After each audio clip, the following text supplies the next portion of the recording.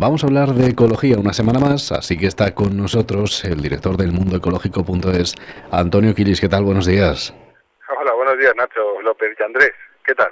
Bueno, pues encantados de hablar contigo una semana más, Antonio, y sobre todo, bueno, pues ya sabes que nos gusta hablar de ecología, de sostenibilidad, y sobre todo, bueno, pues hay algo que es el cambio climático que preocupa a muchos, a otros tantos parece que no mucho y debería. Vamos a hablar un poquito de esto hoy, ¿no? Sí, vamos a darle un poquito de giro a lo que somos hacer habitualmente, que es hablar de iniciativas, de pues empresas o emprendedores que van en línea pues de hacer cosas sostenibles y de mejorar un poquito todo lo que nos rodea y todo lo que nos toca en cuanto a consumo, en cuanto a vida, ¿no?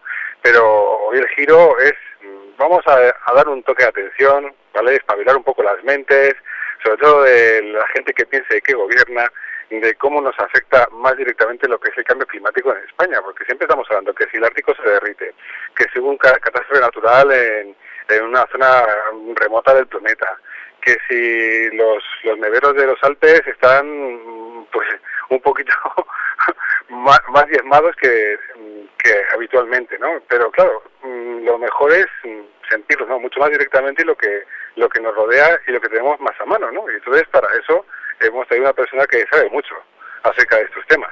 Bueno, pues mira, vamos a hablar con él entonces porque es Jorge Olcina, es catedrático de Análisis Geográfico Regional en la Universidad de Alicante, donde además imparte clases de ordenación del territorio, climatología y riesgos naturales. Jorge, ¿qué tal? Buenos días. Hola, buenos días, ¿qué tal? Bueno, además hay que decir que Jorge ha centrado sus investigaciones en diversas temáticas geográficas y fíjate que estábamos hablando de esto del cambio climático. Yo creo que por lo menos hemos llegado a ese punto en el que todo el mundo sí que ya asume o reconoce que el cambio climático es real y está ahí, ¿no?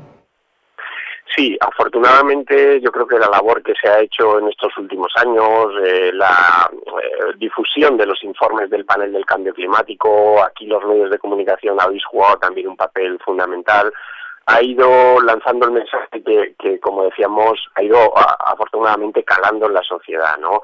Yo creo que ahora ya son muy pocas las personas que bueno, pues están en posturas contrarias, ¿no? A todo esto que llamamos el movimiento del cambio global, del cambio climático, y afortunadamente son cada vez más las personas que conocen el tema, que empiezan a estar preocupados con la cuestión, que empiezan o empezamos a exigir soluciones para poder ir adaptándonos y poder defendernos, ¿no? de las condiciones climáticas futuras que nos apuntan desde las organizaciones internacionales.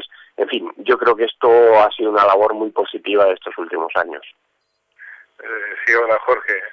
Jorge hay que decir que es colaborador del mundoecológico.es, escribe en la red de expertos y habla sobre todo de esto, del cambio climático. La pregunta es la siguiente. ¿Qué es lo que nos podemos fijar habitualmente o lo que nos podemos ver en nuestro entorno que está ocurriendo y que es un signo, mira, esto es cambio climático, esto es lo que tenemos que decir a los más pequeños, a los más mayores, a los que vivimos en este planeta, esto es lo que tenemos cercano y que es un signo evidente de cambio climático? Sí, ¿qué tal, Antonio? Pues sí, efectivamente ya empezamos a tener algunos indicios que podríamos llamar irrefutables, ¿no? Los datos nos lo están demostrando, ya no es un tema de conjeturas o de hipótesis de trabajo, sino que los datos ya nos están señalando algunos hechos que son muy evidentes, ¿no? Por ejemplo, vivimos ya en un planeta mucho más cálido que hace 30 años, ¿no? Si cogemos las series de temperatura desde los años 80, comienzo de los años 80, hasta ahora, hasta nuestro año 2014, la subida de temperaturas en todo el planeta y también aquí en nuestra península ibérica es un hecho evidente, ¿no? Por tanto, bueno, pues ya estamos en un clima más caldeado, más cálido, por así decirlo, que hace 30 años, ¿no? Y luego tenemos otros elementos climáticos sobre los que se sigue trabajando e investigando, pero que ya están manifestando algunas evidencias, como por ejemplo los cambios en los patrones de precipitación, ¿no? No quiere decir que esté lloviendo más o menos que hace 30 o 40 años, pero sí está lloviendo distinto, ¿no? Por ejemplo, estamos notando cómo las lluvias son menos de lo que eran hace 30 años en primavera y sin embargo son más cuantiosas en los otoños, ¿no? con una agravante importante, ¿no? Esas lluvias de otoño son lluvias más concentradas, caen con más intensidad, son lluvias que llamamos de gota fría, ¿no? Por tanto, muy poco aprovechables por el ser humano frente a las lluvias de primavera, que sí que marcan un ritmo fundamental para almacenarla en los embalses, para aprovecharla para la agricultura, para las actividades económicas en el resto de la primavera y del verano. Por tanto, son aspectos que ya debemos ir teniendo en cuenta de cara a una futura planificación hidrológica en nuestro país, ¿no? Si va a llover menos, como nos están diciendo los modelos internacionales, y además esas lluvias pueden ser poco aprovechables, especialmente en las zonas del Mediterráneo, bueno, pues ahí tenemos un problema sobre el que tendremos que atacar, ¿no?, por así decirlo. Y Jorge, por otro lado, el tema del cambio climático, a lo largo de la historia de nuestro planeta siempre ha habido cambios climáticos. Es decir, lo que está pasando es que se está acelerando ese cambio climático o directamente se está produciendo. O sea, si hubiera, me refiero, se hubiera producido de todas maneras, a lo mejor dentro de, no sé, cientos o miles de años y lo estamos acelerando realmente. Claro, esa es la clave, ¿no? Y la pregunta es muy oportuna porque hablar de cambio climático en sí no es aportar mucho, ¿no? El clima de la Tierra, desde el propio origen de la Tierra, siempre ha sido un clima cambiante. Las condiciones climáticas del planeta Tierra siempre han cambiado. Hemos pasado por momentos fríos, por glaciaciones, por épocas más cálidas. Ahora quizá la singularidad de este cambio climático que llamamos por efecto invernadero, que estamos investigando, trabajando, comprobando, es que el ser humano tiene un protagonismo como hasta ahora no lo había tenido, ¿no? Las emisiones de gases de efecto invernadero están alterando no solo la química atmosférica, sino también las condiciones de lo que llamamos el balance de energía de la Tierra, ¿no? Y eso está acelerando lo que tendría que ser un proceso normal, natural, de modificación atmosférica. Por tanto, sí, estamos en un momento especial, singular, porque ese cambio natural que la Tierra debería experimentar a lo largo de muchas décadas o incluso de siglos, lo estamos acelerando de manera importante y por eso hablamos de cambios importantes de aquí a final de este siglo, ¿no? Cuando tendríamos que hablar en un proceso natural de aquí a 200 o 300 años, ¿no? Se está acelerando y este es el problema principal de esta hipótesis de efecto invernadero. Jorge, hay una...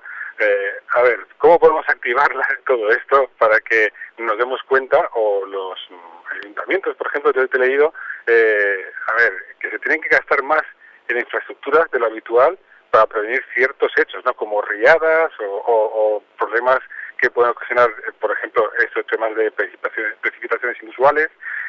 Si vamos al lado del toque del bolsillo, vamos al lado de los seguros, porque al final todo esto lo pagan los seguros, ¿no? Tanto agrarios como locales o privados, ¿no? Esto puede ser un punto importante para concienciar a quienes tienen que tomar medidas mucho más drásticas. Sí, yo creo que aquí la acción va en múltiples frentes, ¿no? Quizá lo primero es que tomemos conciencia, especialmente los gobiernos, nuestros gobiernos, de que estamos ante uno de los grandes temas del siglo XXI, ¿no? Y bueno, lo vamos a tener ahí siempre como telón de fondo de todas las actividades económicas, sociales, que vayamos a realizar en nuestro país y en general en todo el planeta Tierra a lo largo de este siglo XXI, ¿no? A partir de ahí, bueno, pues ¿qué medidas podemos tomar? Fundamentalmente, digamos, las menos costosas sería ir educando a la sociedad, ¿no? La educación, la comunicación del cambio climático de una manera, pues, como podemos estar haciendo hoy, ¿no? Explicando qué procesos se están dando, qué efectos puede tener eso en la economía, en nuestro propio comportamiento social. La sociedad debe ir conociéndolo, ¿no? Y esta parte se ha desarrollado muy poco, ¿no? A partir de ahí, y ya viendo que es evidente que hay algunos elementos que se están manifestando de manera pues muy clara, como la subida de temperaturas, esos cambios en las precipitaciones, la reducción de las nieves, claro, tenemos ahora menos nieves, se están reduciendo la superficie de glaciares en nuestras montañas, de los pocos ya que nos quedan, pues todavía están en un proceso acelerado de desaparición. Bueno, todo eso nos obliga a ir apostando por medidas de adaptación, ¿no? Las menos costosas serían adecuar los territorios, ordenar los territorios de manera que esos efectos extremos que pueden venir asociados con el cambio climático, la aparición más frecuente de sequías, de lluvias torrenciales con inundaciones, bueno, pues debemos ir preparando a los territorios, ¿no? En ocasiones hará falta medidas más radicales, más que llamamos de infraestructura, ¿no? En la costa, en las riberas de nuestros ríos, para evitar que se inunden territorios que, bueno, si se producen de manera muy frecuente, lluvias torrenciales, pueden verse afectados. Ir planificando el agua, teniendo en cuenta que no vamos a tener tanta agua disponible en las próximas décadas, y esto es un aspecto en el que últimamente me gusta insistir mucho, porque estamos ahora en un nuevo proceso de planificación hidrológica. Se acaban de aprobar los planes que llamamos de cuenca hidrográfica, de demarcación hidrográfica. Tendrá que redactarse en los próximos años un nuevo plan hidrológico nacional, y todos estos aspectos tendrán que tenerse en cuenta obligatoriamente, ¿no? Si queremos ir adecuándonos, adaptándonos a esas condiciones climáticas futuras, que van a ser distintas a las que ahora tenemos, ¿no? Y como decíamos al principio, concienciar a la sociedad y especialmente a nuestros políticos de que estamos en un tema serio, yo creo que es fundamental. Con lo cual, yo, Jorge, te voy a hacer dos preguntas en una. O sea, por un lado, entonces damos por hecho que es imposible dar marcha atrás. O sea, es decir, el cambio está en marcha, y eso, lo único que podemos hacer es adaptarnos, ¿no? No dar marcha atrás e intentar evitarlo. Efectivamente, ¿no? Estamos en un proceso ya natural de cambio de la propia atmósfera terrestre, pero acelerado por esas emisiones de gases que no terminamos de controlar, no terminamos de cumplir los protocolos como el de Kioto.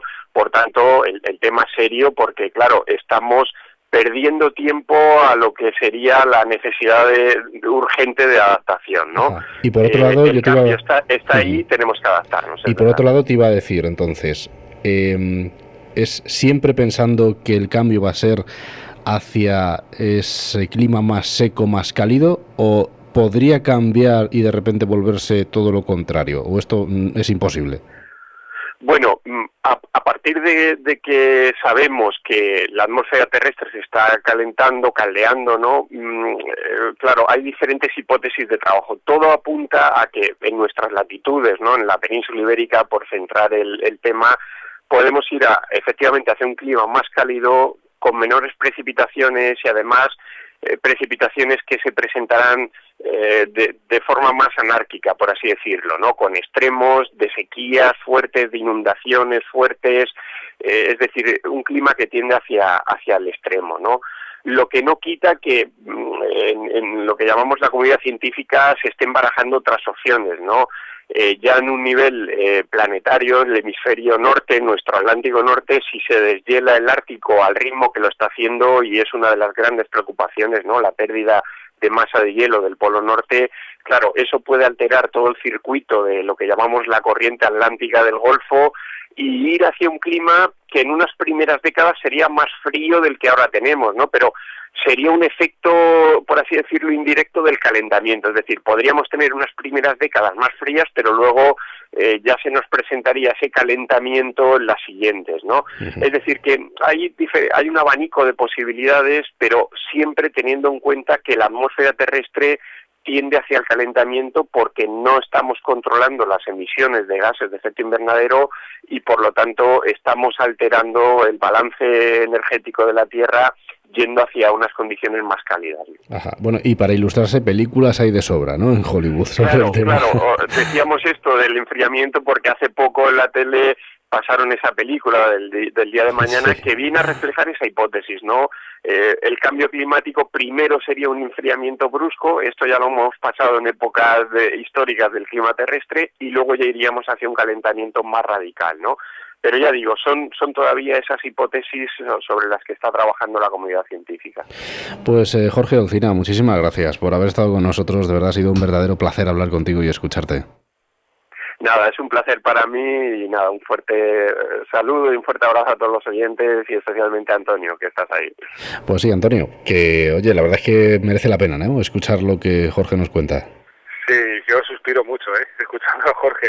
Tú imagínate, o sea, para quitar un poco de hierro al asunto, que si nos vamos por las playas de Valencia con un plumas, que nos tengamos que dar cuenta que puede ocurrir, ¿no? O que nos achisarremos mucho más en las costas gallegas. O sea, que es terrible. En cuanto a cambio de paisaje, por ejemplo, en Madrid están proliferando lo que son las infraestructuras de recogida de agua de tormentas.